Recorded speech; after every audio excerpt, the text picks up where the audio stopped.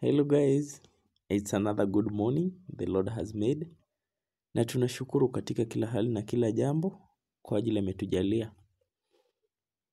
So we have all the reasons to thank him. First, history ya kuamka usiku hii vile ni karibu ya manane hii for prayers. Shetani na yeye lakini hata ajaribu, we shall manage. Anyway, let's share a small verse ambayo mwenzangu ameshare na mimi. Na mimi, let me share with you. Amenisomea from the book of Matthew 6 verse 33. Ambayo inasema kwamba, but seek first the kingdom of God and his righteousness, and all these things will be added unto you. Verse 34, therefore, do not be anxious, but about tomorrow, for tomorrow will be anxious for itself. Sufficient for the day is its own trouble. Ati ni kwamba kabisa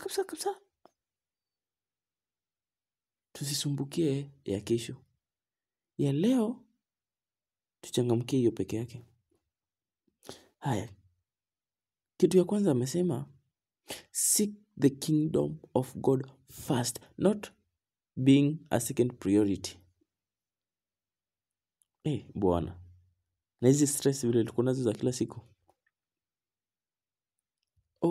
economy, nataka kuachieve, kidogo sijui pesa, kidogo I want to nipate fame, kidogo sijui niko na shida fulani.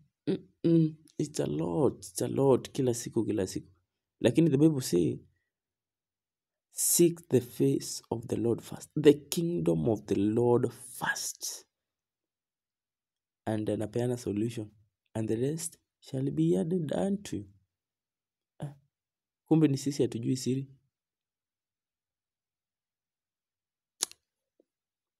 Mungu atusaidie hapa, ati tumtafute kwanza, mengine yote tuzidishiwe. Hii nayo tunahitaji kujiita kama mkutano.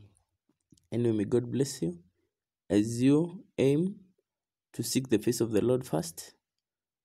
Pia na sisi niko mmoja, I will try for this.